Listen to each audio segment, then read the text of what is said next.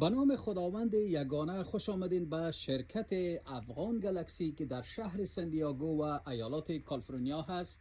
یک قالین جدید و قشنگ امروز برایتان نشان میتون. قالین 1200 شانه می باشد، 3600 تراکم و 100% قالین ما نخ است و یکی از بهترین کیفیت های قالین امسال ماست.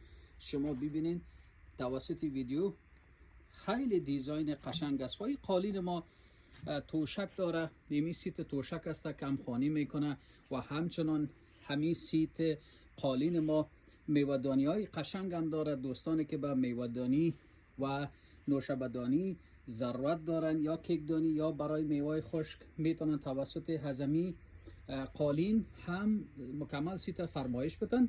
و همین قالین ما این سرفرشیش است، 6 متره می باشه و این تکه ساتنی را که ما برای پرده استفاده میکنیم و یک جالی مقبول همچنان این سیت ما دارد.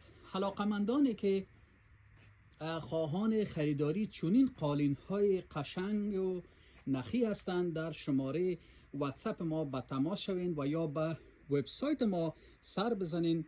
قالین های رنگارنگ با کیفیت های مختلف و با 3 الی 5 سال وارنتی کیفیت برایتان قالین میتیم.